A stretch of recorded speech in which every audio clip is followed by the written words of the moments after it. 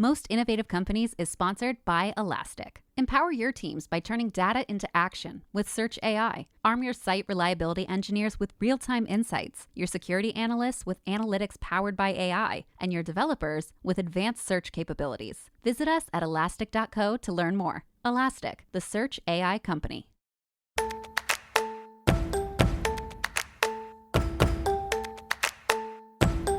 I'm Yasmin Gagne. I'm Josh Christensen. And this is Most Innovative Companies. On today's episode, global design editor Mark Wilson, the CEO of Mischief, Gabe, somebody screen grabbed him, is like, he's playing this game, and he got voted out within the first few days. Pinterest Chief Product Officer Sabrina Ellis. AI actually helps with that. So you've pinned all these things, and we're like, oh, you know what? You like Zen industrialist, or you like Japandi. And as always, keeping tabs. He doesn't believe the theory of gravity. He thinks it's the draft left by electricity. But first, here's the download. The news you need to know this week in the world of business and innovation. A federal appeals court is allowing part of Biden's student loan repayment plan to resume. I think this is try number 72 on student loan repayment. The Saving on a Valuable Education or SAVE plan can now reduce payments depending on the borrower's income. But another part of the plan that would forgive loans entirely is still blocked by a federal judge in Missouri. Just love how much power individual judges hold. It's so insane. Anyway, so last week we talked about the European Commission coming after the Apple App Store. This week, the Commission is going after Meta. Right now, European users must accept versions of Facebook and Instagram with personalized ads unless they pay up to $14 every month for versions without ads. The Commission says this violates new laws regarding digital competition. Just get the ads off the fucking platforms. Yeah, just stop it all. The European Commission is the hero we all need right now. They're doing great work with these antitrust and violation laws against big tech. Next news story, Boeing will buy Spirit Aerosystems. The two companies are recombining in the hopes of solving some of Boeing's airplane safety problems. Spirit, which makes many parts for Boeing, including the fuselage of the 737 MAX, was sold to private equity in 2005. Boeing now admits that various supply chain safety problems, including the infamous door blowout, came from having two different companies work on the same planes.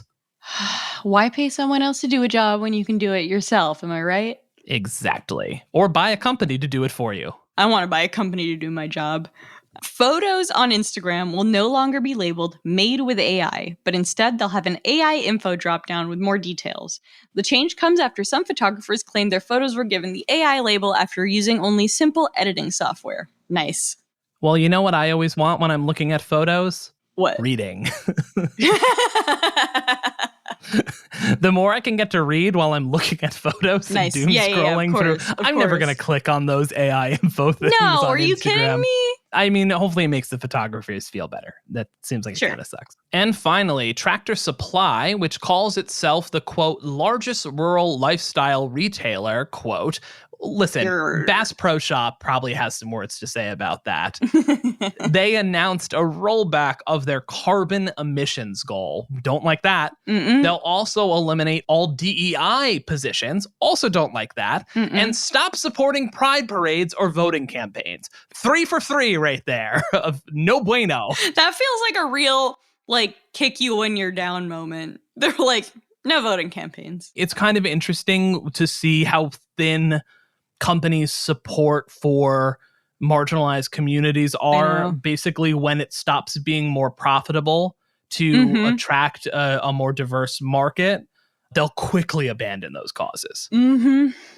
Yeah. And that's the news you need to know today.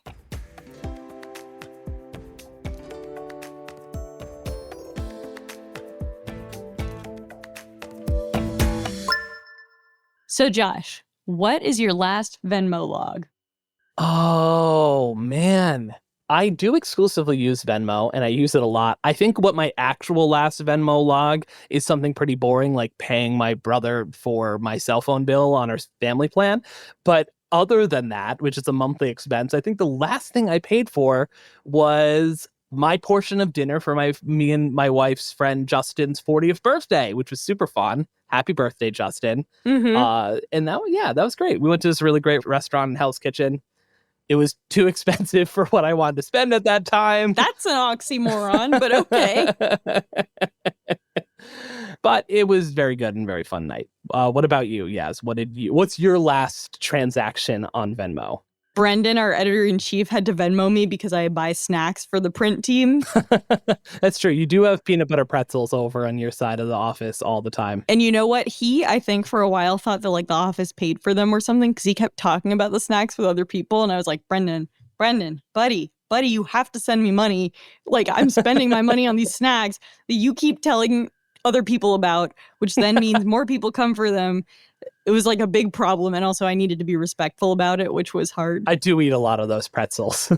They're so good. I know. I should Venmo you $5 for the pretzels. Yeah. Anyway, he was like, congrats on going from renting to owning, because he like looked through my Venmo history and I was like, I gotta make this shit private. I went private a while ago, but that's my favorite thing about Venmo is just stalking Lurking? people. Yeah, lurking. Stalking people. Well, the reason we're talking about Venmo is because now it's been turned into a game. It's called Mischief Plays Venmo. You sign up for $10 and every hour you're able to vote to eliminate someone from the game. With a current prize pool of over... This will surely be a blood money bloodbath. Is anybody else playing this game? Because if y'all are, we need to like team up or something because we need to get this money. Brooklyn-based art collective Mischief, spelled MSCHF, like the worst bar you've ever been to, has created a lottery game on Venmo with a survivor-like voting system. And here to explain everything is Fast Company Global Design Editor Mark Wilson. Hey, Mark, thanks for coming back on the show. Thank you for having me. So, Mischief has been an MIC company before, and some of our listeners may be familiar with their projects. But most people probably don't really know what this company is. So, what is Mischief? Mischief is a Brooklyn-based art collective, but what that really means is about 30 people. They make a collection of like products you can buy for as like a little as $10 to really high art, sort of like blue chip art pieces that end up in galleries. They do everything in between. They like to sort of poke at big brands. They like to poke at companies. They like to, I guess, instigate a little bit. So what type of projects is Mischief known for? Mischief's best known for footwear, honestly. Probably most famously, the Big Red Boot. Each shoe was bigger than my head, so I put my whole leg in these things and tried them on with pants and shorts, and they really make you feel like a cartoon character. So I remember the red shoes. I guess they're kind of like Astro Boy, but they were just like these big, fluffy, marshmallow EVA foam boots. And when they came out, they just went, like hyper viral. They were like everywhere instantly. They made Mischief a lot of money. We don't exactly know how much, but they've done a lot of other shoes too. Like you probably remember one of their first drops was the Jesus shoe, which was filled with like water from the Jordan River.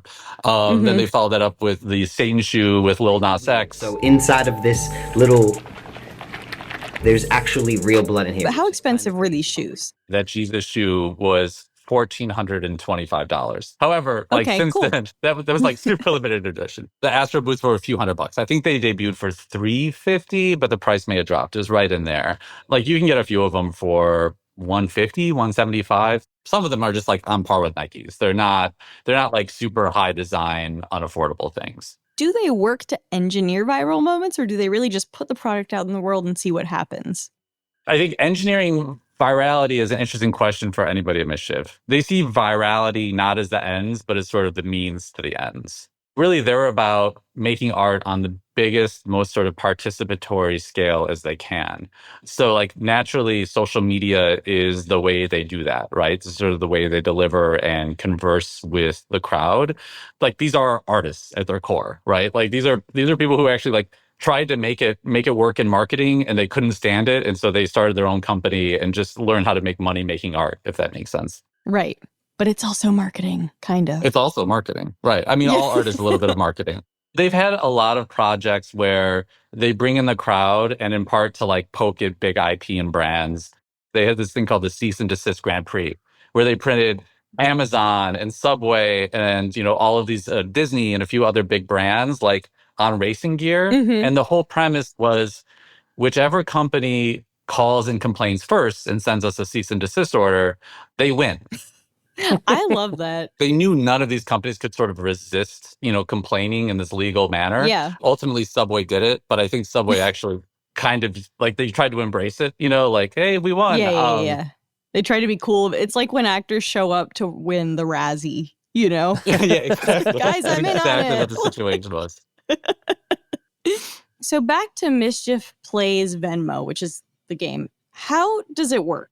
So basically, Mischief Plays Venmo is a website. You go to the website and it almost looks like a Game Boy, like a Grecian Game Boy, if you will. Essentially, what you're doing is you're playing a game that is built invisibly upon Venmo itself. You use your Venmo login to play a game that's on this website. And Mischief was actually banned from Venmo like years ago. They apparently tried to build a lot of their platform on top of Venmo back in the day and have since been banned from the company. So they set up apparently a shell company to set up this game. Nice. The way Mischief Plays Venmo works is that anyone with a Venmo account could essentially sign up, put in $10 to a pot in a sort of winner-take-all lottery. Mm-hmm. And every hour, someone's voted off, much like the CBS game Survivor, but sort of like faster and ongoing. And a winner is crowned when someone gets 100% of the votes. So basically, people will keep getting voted off and off and off and off until everyone can decide on who wins. And like that might be when there are 2 or 3 people left. Like, who knows? Have you been voted off yet? Not yet. I mean, soon. I'm gonna vote you off. You can make it happen. It's actually really fascinating how it's working. So it's based upon this ancient Athenian practice of ostracism, right? Where people would write names on clay pots, and whoever's name was like got the most votes would just be kicked out of Athens for a decade. That's so crazy. Honestly, bring that back. Bring it back. Yeah, bring it back. There's a few people we should get out of here. It's interesting because they point out it was famous people. It was like politicians, who would be kicked out of society. It wasn't like everyday people. Right. Which is a reason I'm still in the game, because nobody's voting for me to win. Yet. Like, I just, sort of like the non-existent level. The CEO of Mischief, Gabe, was already called out on Reddit. Like, somebody screen grabbed him, is like, he's playing this game, and he got voted out within the first few days. So nice. You could tell the crowd is definitely pitchfork enthused. How big is the crowd? I think the pot is $109,000. So I guess that means about 10,000 players. Is Venmo into this? Are they cool with all of this? Is Venmo getting anything out of this? I actually think Venmo's getting a lot out of it because we're talking about Venmo on here. And Venmo is so weird.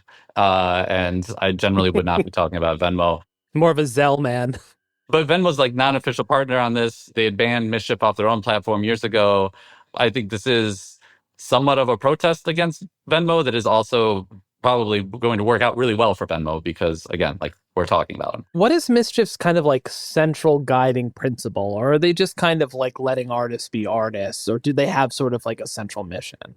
I think artists be artists. One of the interesting thing about Mischief is you look at their projects and they're just masters of virality, right? Mm-hmm. But they aren't really into meme culture. They don't respond to moments that happen, in mass culture.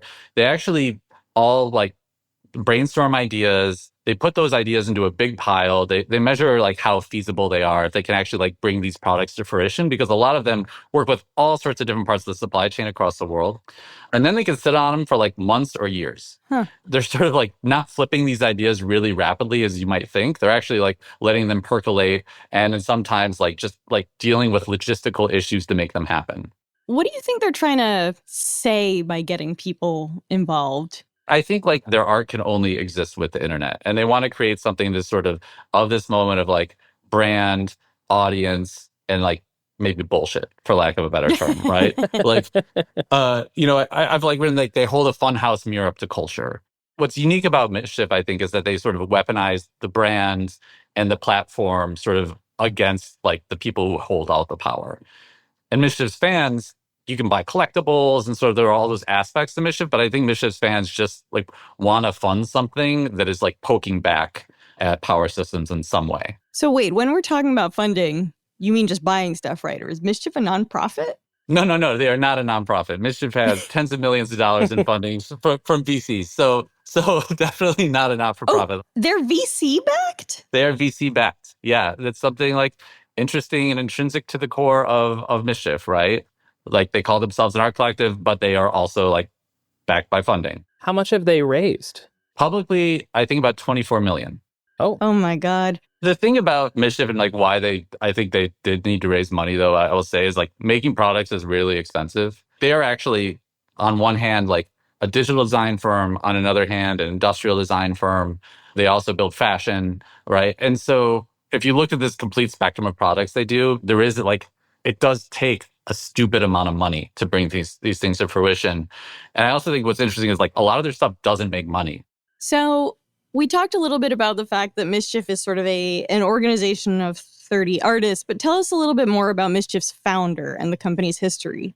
Mischief kind of got a slow rolling start. You know, one of the founders, Gabe, essentially had his own independent digital art practice, and he was doing sort of moonlighting in marketing. And then he joined up with these two other creatives, Lucas and Kevin, and they were doing a lot of the same sort of stuff he was doing. They were working on like these viral projects that weren't built to make money like whatsoever. Lucas and Kevin had this kind of fake company where they promised to clone famous human beings into like sausages.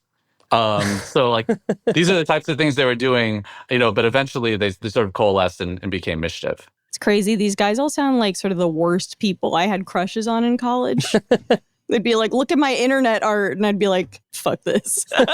Normally, this is like not my thing, like this type of stuff. But like, I generally think that these guys are pretty clever and this stuff is pretty cool. But, you know, going back to the Big Red Boot, it sounds like it's not just a stunt, right? There's some level of craftsmanship going on. They have a supply chain that they're working with. When you see a lot of these objects online, they look like they can just be like spun up. 3D printed. Yeah, exactly. But when you actually see them in person, the execution is really high end. The Big Red Boot is like a well-made, well-articulated shoe. Like, I don't know a better way to put it. It's sort of, they're working with EVA foam in a very interesting way within that object.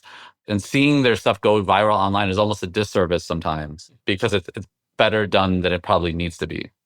But then people see your art, right? It's like writing a really good article and having it go viral for the wrong reasons online.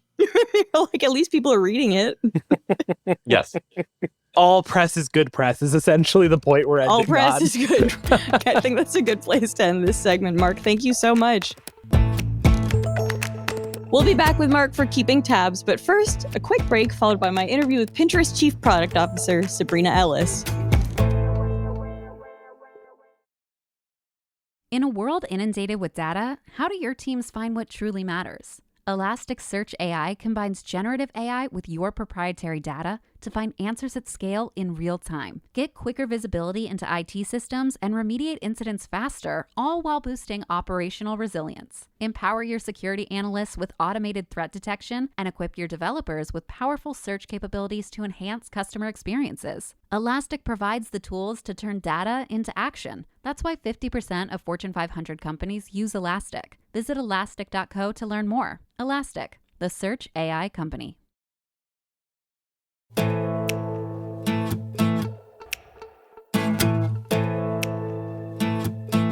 For the past 15 years, Pinterest, the visual search engine and mood board creator, has had a unique foothold in the creative industry.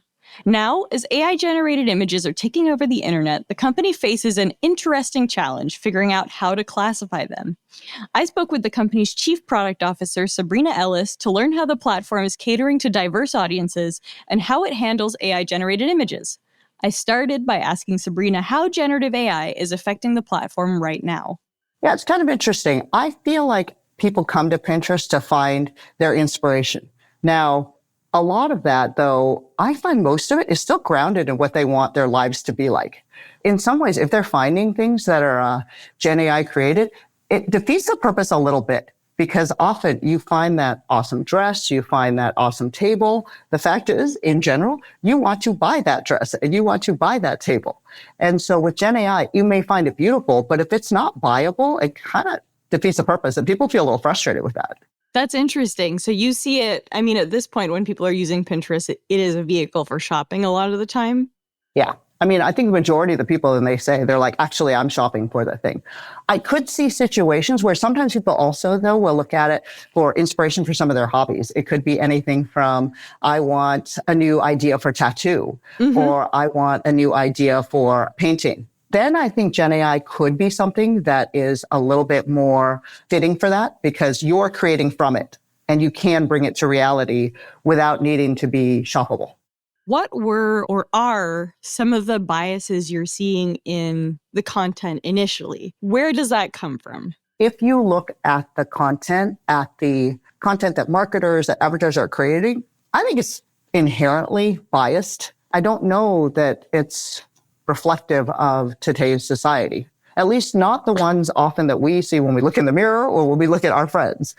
It is still skewed, I would say, towards Caucasian, in women's fashion, towards Caucasian, thinner women. And I think many people are looking at that and being like, well, I don't know that that's me, whether it's in fashion, whether it's in beauty. And I think it was important for us to look at that and say that tends to be what marketers and advertisers are creating in their content. And when people are pinning and repinning and sharing, that's the material often that they're starting with.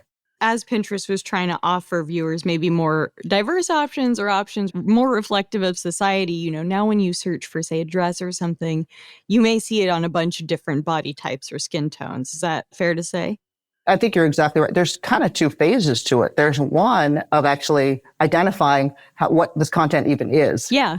And being able to classify it, allowing people to actually choose, hey, I want to see something that looks more like me. And then the third and final step is that we actually make that diverse by default. So it's like if I searched, I don't know, like A-line green dress, it would come up on a diverse group sort of automatically without me selecting that? That is what we are trying to achieve. Now, there is still a skew that there isn't enough content, I think, to shit. And by the way, ironically, I literally did a query this last weekend that was A-line gown. And it wasn't green. It was like aqua. So just, I don't know. Just want to note that. Yeah, there's something in there. Yeah, that's super weird. I think something, as you were saying, that's interesting is like there's a preponderance on the site of content that features sort of white, thin women. You want it, when you search, automatically come up on a sort of range of body types. That's right. But how do you sort of make sure that more content gets created on diverse body types? Well, look, we're not the ones who are creating that content. Yeah. So this is why, I will speak at different places. We actually try to really promote it. And we're trying to talk to those people who are the ones who are creating the content, the marketers, the advertisers, the even entertainment creators. It's like, look, you all need to be in this because I think it's important for us to be reflecting what is in society. Some people did ask, they're like, look, in the age of Gen AI, why don't you just create it? So that was going to be my next question. What's the policy around that? Well, that's kind of horrible to me. Like, it's just, everyone's doing all this real content with like skinny white women, but then we have to go to Gen AI to create any diverse. To me, inherently, that just seems wrong. I think it's much more important for us to all really be trying to diversify who's in front of the camera and frankly, even who's behind the camera, because I think they're going to be the ones that are going to notice it more too. That makes a lot of sense. Something that you touched on earlier, which is that Pinterest is really like a shopping platform for a lot of people. As you've rolled out changes, as you've rolled out stuff like now you're able to select what kind of sort of hair pattern you have, for example, when you're looking at hairstyles. Has that corresponded to an uptick in sales? We've seen it in terms of engagement, right? So that's the first step. So features are pretty new. What we're seeing, like as far as hair pattern searches, that's up like 150% year over year. And as far as the engagement of people who filter on body type, their engagement's up 66%. And I think it makes sense. I was with my cousins this last weekend and we were actually at these kind of kitschy gift shops and everybody had all those name things. And we found these keychains that had our names on it. What happens when you see your name? You're like, oh my gosh. And let me tell you, Sabrina, I was like, I got to buy it now. It's rarely there. I think it's that phenomena that you feel when people are looking at Pinterest and then they see themselves and they feel seen and they feel like this is for me. I want to engage more. I want to be here. And we love that. And that's what we want to bring to people. So yes, the first step is engagement. From there, shopping comes from there. We haven't it's still early on some of those stats because the features just launched. What does tagging look like on the back end for that? presumably this involves like categorizing, millions of images. Tell me about how that works. Actually, it's 3.5 billion images. 3.5 billion. Wow. That's not all of Pinterest. That's actually just the ones that are in women's fashion that we're looking at categorizing. So very, very large number. And this is where AI does help us a lot in being able to process and categorize that large of a number. When you look at any given image, we actually have a whole slew of different information about that. So that can be anything from this is a top. The color is red. We may or may not know the brand. One of the things we're looking at with AI is actually to start almost categorizing the type of brand, because then you can say, oh, I noticed that you like this type of brand. Here's another one that we know is related. So all of that information is in there. And one of the things that we needed to add with our processing was, what is the body type of the person in this women's fashion image? Mm-hmm. So a lot of technology went into that, because you got to look at everything from, well, how do you categorize somebody who's in a flowy dress? How do you categorize someone who you only see from the waist up? All of those things are pretty tough. Our team did a lot of work technically first to actually say, how do we actually build it out? How do you actually use technology to categorize that? Then from there, we've got experts that have built a lot of inclusive features where they would say, okay, knowing that now, how do we actually help understand? How do we actually help really the meaning of these? The system may have categorized these, but what do these segments look like? What do the clusters look like? And then from there, then you got to decide, how do you actually show this to the end user? How is it that they want to figure out, like, what type am I? And so there's a lot of work there, working with experts and getting a lot of feedback as well. You previously worked on Android at Google, is that correct? I did. I was talking to a friend who actually works on that team, and he was saying that an interesting challenge with Android is that people in different continents and countries behave very differently and use the product really differently. I'm curious whether that's factored into any of your work at Pinterest, especially when it comes to these kinds of sort of search results that you're working on. Pinterest is actually it's a global product. And actually, we're going fastest outside the United States. And so we're going fastest with Gen Z. Mm-hmm. That's growing like 20% year over year. And it's 42% of our market now. But we're also growing. Our growth is like 80% outside the United States. So then you are looking at that content and how is it that you surface it, the right content for the right person at the right time. A couple things that we are finding. One, actually, when you're looking at age groups, Gen Z content resonates the most with everyone, which is interesting. I think there's something where I am much older, but I think we all want to be cool and hip, and somehow Gen Z is producing the content that's resonating the most. The other that we find, as far as the inspirational side, that actually crosses internationally quite well because it's visual. I think in other forms where you're doing things like written content or video content that has language, there are more barriers. When you're talking about imagery, it often will actually still connect across different countries and international lines. The challenge that we have is actually much more what we were talking about earlier, making everything shoppable. Mm-hmm. Now that is actually more of it, because I may find something that I love, but if they only ship in France, then we have to find some equivalent and some match that I can actually purchase in my home country. So that's something that we're working on and that we need to think about. As we look at some of these features, like some of the body type features, we are first launching in the United States and Canada. We very soon will be launching in Europe. And then we'll actually need to take a look at different international markets and what resonates most with them. Why might those international markets be different from like a US and a Europe? Yeah, it's both the content that might, you want to be seen and you like to see yourself, but actually somewhat it's actually our method of how we've actually defined the types too. One of the things I was saying, you kind of do the clusters, you work the experts, you figure out what are the types. We worked with a lot of experts to figure out how many types should there even be. Should there be 8? Should there be 6? How much is too much for people to not feel like they can actually even choose? We settled on 4. And that was through a lot of expert feedback as well as user feedback. Mm-hmm. The other thing we figured was before we were trying to describe them with words, we did a lot of research on that. It's very interesting. Things like the word stocky, some people just did not like. The word curvy, a lot of people actually were quite comfortable with. Mm-hmm. And by the way, that's the stuff when you're looking at AI. AI is never going to tell you that people don't like stocky and that people like curvy. That is all about really adding the human element to it. So We did all of that, but you know what we really came down to? It was better to use as few words as possible. Mm-hmm. And so if you look at our types, we literally have 4 rows where it shows a variety of people in similar outfits and clothing so that people can identify and understand what those types are and figure out where they fit in.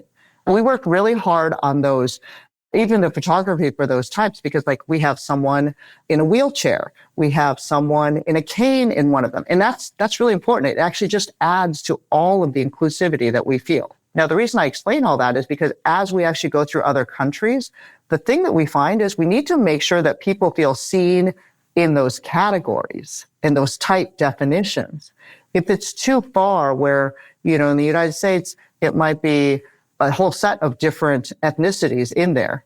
Mm-hmm. We might need to do something quite different in Asia. That's interesting. Got it. Yeah, so I think those are some of the things that we are exploring on how we can roll out. So this is why I think it's easier in the United States.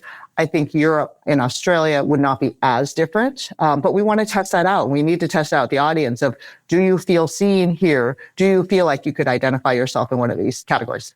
Is there a world where your line of business could say, we've seen X amount of people in this size and they're all searching for this one product? You know what I mean? Like a red swimsuit. And you would sell that insight back to company. You know what I mean? Like, how far can you take this data? It's kind of interesting. We have something about trends. Yeah, I see the trend report. Yeah. That one is fascinating. I've only been at Pinterest for less than a year now, but I think they've done that for several years. If you go back in history, they have been right over 80% of the time. Mm-hmm. So we already actually look at what people are doing on Pinterest, how they're finding their inspiration, and we're finding it's very early in the funnel. I was talking with the CMO of a major beauty firm, and she was saying that. She was saying, on these other sites, I find people are maybe showing their inspiration. It's like, I think they're finding it on Pinterest. Mm-hmm. So when you talk about that, yes, all of that information has been very useful to us to optimize our product, but we also do help some of our partners understand what is happening in the industry. And we will tell them. A lot of them look to us for it. They're like, some of the beauty executives have said, we will build and we will create whole new products based on some of the insights that you're sharing. What do you think is different about, say, the Gen Z TikTok user versus the Gen Z Pinterest user? Or what is different, even if it's in the same person, about the kind of behavior and discovery they're doing? Yeah, what we hear from our Pinterest users is actually pretty heartening. This I love, because the bottom line, if I look at it like a 15-year-old, like I look at my niece, it's a tough time right now. There's a lot of pressures going on for them, right? And so what she'll say to me is like, okay, look, honestly, Instagram, she feels a lot of pressure that she needs to look good there. And it's looking good for other people. For others, they feel like, well, there I'm actually consuming information that others have told me is important. I put that in air quotes, important for me to know. Where what I love is what they tell me, Pinterest is for me, right? Pinterest is for me, what I want, what I'm interested in exploring. I think the other ones are sort of what I would call lean back experiences. Pinterest is, I'm leaning forward. I'm exploring how I want to decorate my dorm room. I'm exploring what I want to wear for that, for the prom, for that party. All of those things are actually engaging activities. Actually, just last week, I think Megan Thee Stallion was interviewed, and she literally said, I'm not going to share my handle with you, because she's like, this isn't for all of you to learn about me on Pinterest. She's like, I love Pinterest, but I'm searching for all these things, everything from booty shorts to whatever. But she was very clear. She's like, this is for me. It's not for all of you. I love that, because I think we kind of need a little bit more of that right now in today's society. Just because AI has been such a focus at Fast Company, what are some of the other big product initiatives that harness that technology? And I guess the flip side of this is, what are the sort of dangers or maybe negative aspects of generative AI proliferating on a platform like Pinterest? We talked about the 3.5 billion images in women's fashion. We have tens of billions of images overall. So the ability to label those, to categorize those, to actually associate text with images, that's a huge benefit for us. That really unlocks a lot of power for us across the company. What that does, I'll tell you, features that will show up in the end user experience then. Things like guided search. If you search for something like the A-line green dress, we're able to use AI to suggest ways that you might be able to filter it. Do you want full length? Do you want midi? And AI can actually use that on any category to actually suggest filters. The other thing we find, a lot of people come to Pinterest and they love to learn about themselves. They always say, you know what? I know what I like when I see it, but I don't know how to describe that. And so AI actually helps with that. So you've pinned all these things and we're like, oh, you know what? You like Zen industrialist or you like Japandi, right? People wouldn't have come up with these names before, but people really like it because they feel like they've learned about themselves and then it helps them as they want to search more. And it's the, what is it that I like about Zen industrialist? Do I like the more metallic thing? Do I like the colors? Yeah. Those types of things. And in terms of the flip side, is there anything you want to control for or that you're sort of concerned about? Yeah, look, it's incredibly powerful, but there are places where part of the reason it's powerful is because it's open-ended and you're not exactly sure what it can return. Any place where it's showing up on the UI, even on those suggested filters, we'll review them before they're coming out. The other is that we have decided that we're not going to use it on any categories that have a people element to it, right? So we just feel like that type of categorization and it could get risky. Yeah. So we don't tend to do that. Now, if you're categorizing furniture or, a style of furniture, it feels safer. And so we've actually started with those and we feel like we can learn from those. If it's more on the people side, we're not going to do that. My last question for you is, what are your favorite Pinterest searches? Or do you have any either hacks or folders or people you like to stalk? Tell me about that. Let's see. I think some of mine, actually, some of the most extreme and I think more creative tend to be on event planning. People really go out with summer parties or birthday party for 5-year-olds. The creativity is just, look, I feel guilty. My kids are older now, but I'm clearly I was a failure as a mom because I did not do the things that these people are doing for their children. But I think that just unlocks so much creativity because it's all the elements. It can be anything from how you're decorating, how you're doing food, the experiences that you're creating. And what I tend to like are the ones that have more emotion attached to them. Oh, what am I going to wear to the Taylor Swift concert? That just has a lot of emotion and fun attached to it. I think those are the ones that actually I like the most. It's been actually quite a long time since I found it, but I did find Sofia Coppola's Pinterest folders once. Was it really artsy?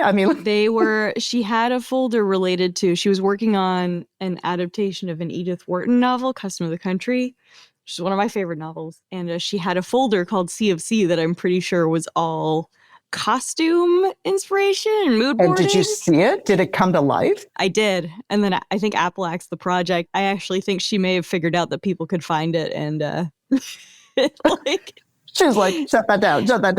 Yeah, which is fair and incredibly creepy of me to have figured this out too. But I have to admit, I'm quite impressed by your stalker abilities now. So yeah, that was good. It's my journalism skills being put to work. Hey, you know what? You studied hard. You got the skills. Exactly. But this was great. Thank you so much for taking us through all this.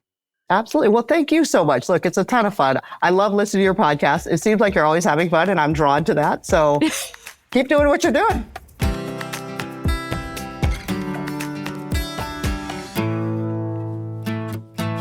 Okay, we're back with Mark, and it's time to wrap up the show with keeping tabs. Like most other people, I've got anywhere between 15 and 742 open tabs on my browser at any given time.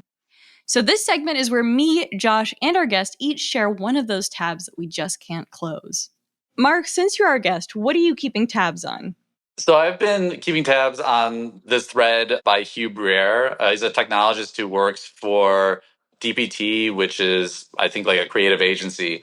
He basically dropped ink onto pans of milk. I know this is really exciting for this setup. And it created these very Rorschach looking ink blots that are moving almost like a kaleidoscope. But then he filters that through Stable Diffusion. And so you see just flashes of generated images that are very interesting. It looks like it could be a True Detective sequence or something like that. So that's what I'm keeping tabs on.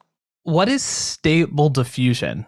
Stable Diffusion is like a local generative AI model. So, it generates images based upon prompts. And so somehow he put those like ink drop milk pans into Stable Diffusion. And then in real time, like you see these images appear. Is this now going to be the subject of the next True Detective? That's what I was going for. You can only hope. This is going to be the new subject of the next True Detective series. Josh, the stable genius of this pod, what are you keeping tabs on? So I'm keeping tabs. Speaking of stable genius, has anyone seen how Terrence Howard has gotten really into math in the worst possible way? Oh, isn't he one of those people who's like 2 + 2 is 5? Can't tell me I'm crazy or something. So close to that. So Terrence Howard, so if everyone doesn't remember the actor's name, most famous for Empire, the Best Man series. He was in Iron Man, I think. And I recently got served clips, and now all of these tabs are up of him saying different things about math, where it started with him basically saying 1 × 1 = 2. Yes. And basically wrote a whole proof about it. This was a big thing. Yeah. When I was in college, this was covered on Gawker all the time for some reason. Terrence Howard specifically? Yes, well, Terrence Howard being weird about math. This is the thing. I'm just learning about this, but this is going back years. And he's been on like Rogan recently, dropped a new episode with him and some like former mathematician turned podcaster, VC or something like that, arguing about it. But apparently like he wrote a whole proof to this. He wrote about like re-examining and reframing the entire way we understand mathematics and sent it to Neil deGrasse Tyson, who just ripped it apart and sent it back to him. And another thing that just got thrown out there is he doesn't believe the theory of gravity. He thinks it's the draft left by electricity. That's awesome. I love this man. Which is a whole nother thing. But the reason I'm obsessed with this is it's conspiracy theory, sort of like mentality around stuff. He's absolutely wrong in every provable way. But it seems like the most wholesome thing to be wrong about at this point, because it's not actually affecting things. Now, hopefully it doesn't lead back to something where it's like something about like this math and 1 × 1 = 1 because of some cabal or something like that, where it gets really dark again. But it's just really enjoyable. Like when conspiracy theories mostly consisted of aliens and Bigfoot, that this is where Terrence Howard is with mathematics. I'm imagining just like a bridge falling down, though, as you say this. Like, oh, it's just math. He's so confident about it, too. He's filed patents. Yaz, what are you keeping tabs on?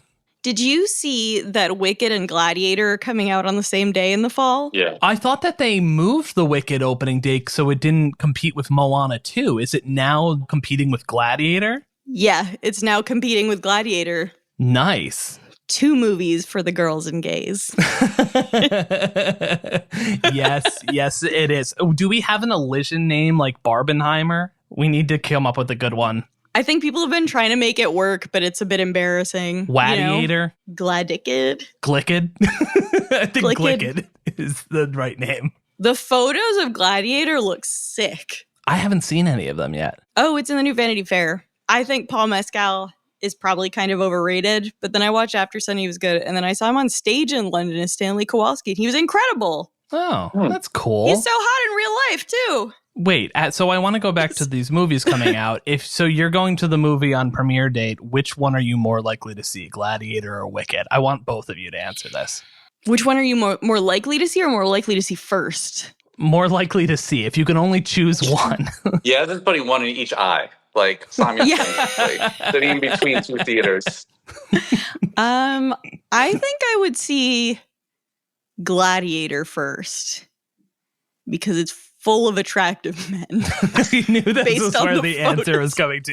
Based on the Vanity Fair photos. I'm sold. There. Mark, what about you? I'm going to say Gladiator. I wasn't really big into the first one. I think Paul Mescal's fine, but you really sold him just now, yes. So now I'm like going to reassess. I got to reassess my view. Yep, let's end it here. Mark, thank you so much for coming on Most Innovative Companies. Thanks for having me. Our show is produced by Avery Miles and Blake Odom, with editing by Julia Shu. Mix and sound design is by Nicholas Torres, and our executive producer is Josh Christensen. Remember again to subscribe, rate, and review, and we'll see you next week.